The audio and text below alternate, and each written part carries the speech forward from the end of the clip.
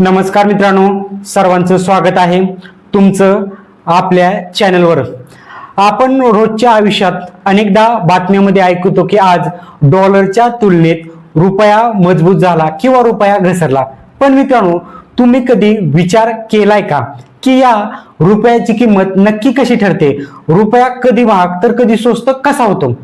आंतरराष्ट्रीय बाजारात नक्की असं काय घडतं ज्यामुळे आपल्या खिशातील रुपयाची किंमत बदलत राहते? आणि सर्वात महत्त्वाचं म्हणजे रुपयाची किंमत कमी जास्त झाल्याने आपल्या दैनंदिन जीवनावर, आपल्या बजेटवर काय फरक पडतो?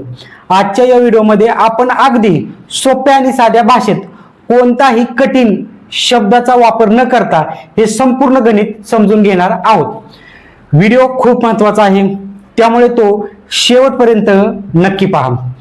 तर मित्रांनो, रुपयाची किंमत कशी ठरते हे समजून घेण्यासाठी आपल्याला सगळ्यात आधी एक बेसिक गोष्टीकडे जावं लागेल, ती म्हणजे मागणी आणि पुरवठा, म्हणजे डिमांड आणि सप्लाय। हा जगातील कोणत्याही व्यापाराचा नियम आहे। समजा बाजारात एखादी वस्तू खूप कमी प्रमाणात उपलब्ध आहे, पण ती खरेदी करणारे लोक खूप जास्त आहेत, तर काय होतं? साहजिकच त्या वस्तूची किंमत वाढते। या उलट जर बाजारात ती वस्तू भरपूर प्रमाणात उपलब्ध असेल आणि खरेदी करणारे कोणी नसेल तर त्याची किंमत कमी होते। अगदी हाच नियम आपल्याला, आपल्या रुपयाला आणि जगातील इतर चलनांना म्हणजे फॉरेक्स करन्सीला लागू होतो। आता प्रश्न पडतो की आंतरराष्ट्रीय बाजारात रुपयाची तुलना नेहमी डॉलरशीच का केली जाते?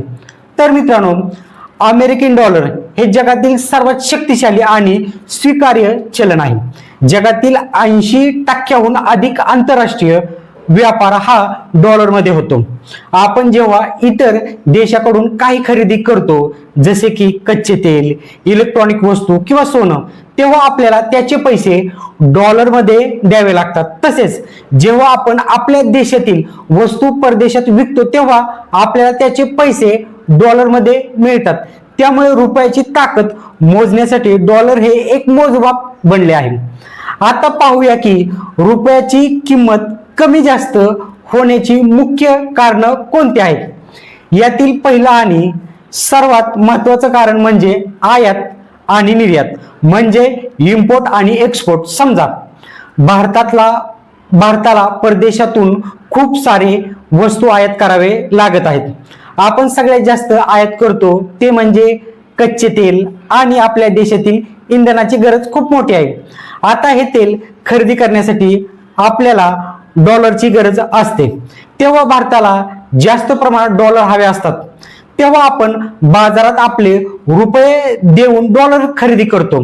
यामुळे आंतरराष्ट्रीय बाजारात डॉलरची मागणी वाढते आणि रुपयाचा पुरवठा वाढतो। ज्या गोष्टींची मागणी वाढते ती महाग होते, म्हणजे डॉलर महाग होतो आणि रुपयाची किंमत डॉलरच्या तुलनेत कमी होते। यालाच आपण रुपया घसरला असं म्हणतो। या उलट जर भारताने परदेशात खूप सारे वस्तूंची निर्यात केली तर परदेशी लोक आपल्याला डॉलरमध्ये पैसे देतात, त्यामुळे आपल्याकडे डॉलर भरपूर प्रमाणात येतात आणि जेव्हा आपण ते डॉलर रुपयामध्ये बदलतो तेव्हा रुपयाची मागणी वाढते। रुपयाची मागणी वाढली की रुपया मजबूत होतो आणि त्याची किंमत वाढते। दुसरं महत्त्वाचं कारण म्हणजे परदेशी गुंतवणूक, म्हणजे फॉरेन इन्व्हेस्टमेंट। जेव्हा परदेशी कंपन्या किंवा तेथील मोठे व्यापारी भारतात गुंतवणूक करतात, म्हणजे भारतात नवीन फॅक्टऱ्या सुरू करतात किंवा भारतीय शेअर बाजारात पैसे लावतात, तेव्हा ते सोबत डॉलर घेऊन येतात।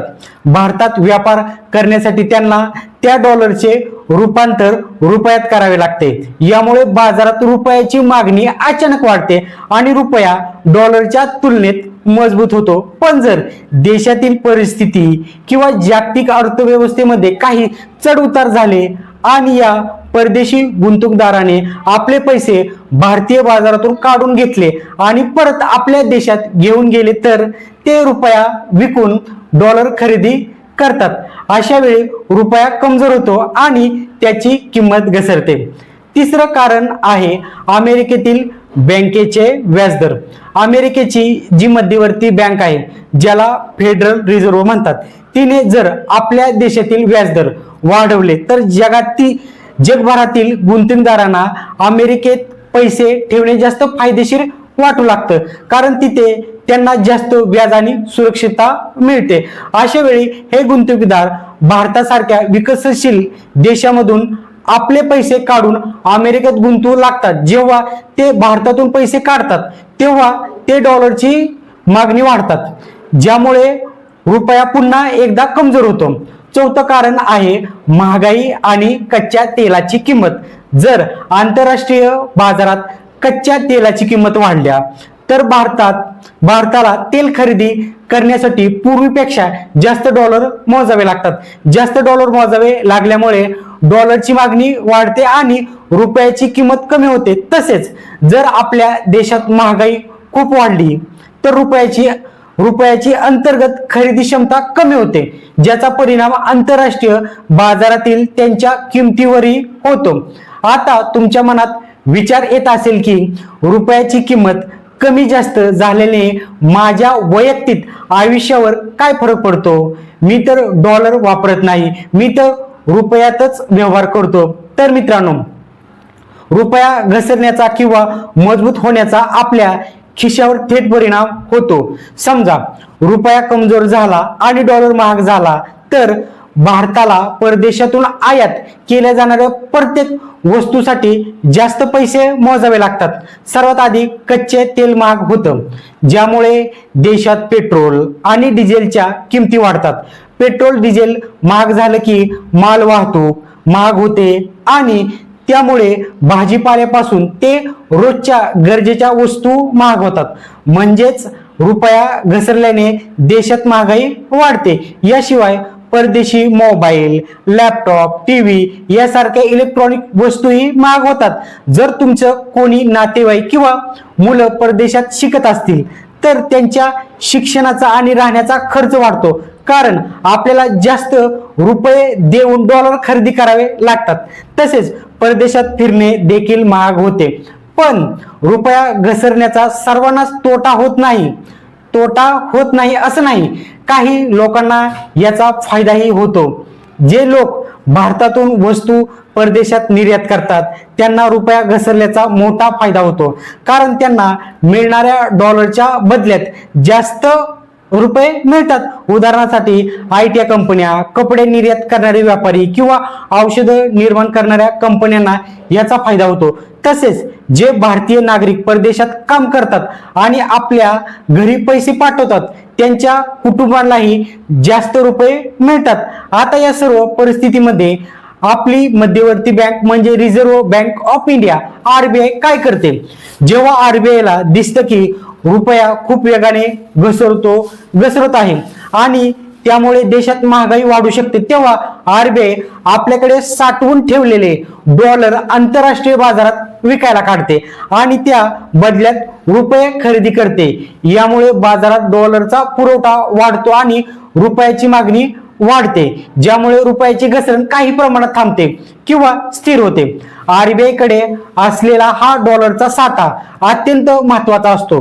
तर मित्रांनो, सोप्या भाषेत सांगायचं तर रुपयाची किंमत एका रात्रीत बदलत नाही, तर ती देशाची आर्थिक स्थिती आणि परदेशातून किती वस्तू खरेदी करतोय आणि किती विकतोय, परदेशी लोक आपल्या देशात किती गुंतवणूक करताय आणि जागतिक परिस्थिती कशी आहे या सर्व गोष्टीवर अवलंबून असते. जेव्हा आपला देश स्वावलंबी बनेल, आपण आयात कमी करून निर्यात वाढवू, जेव्हा आपला रुपया अधिक मजबूत होईल. मला आशा आहे की रुपयाची किंमत कमी जास्त कशी होते हे गणित तुम्हाला अगदी सोप्या भाषेत समजलं असेल. हा व्हिडिओ तुम्हाला कसा वाटला मला कमेंट करून नक्की सांगा. व्हिडिओ आवडला असेल तर लाईक करा, आपल्या चॅनलला सबस्क्राईब करायला विसरू नका. धन्यवाद.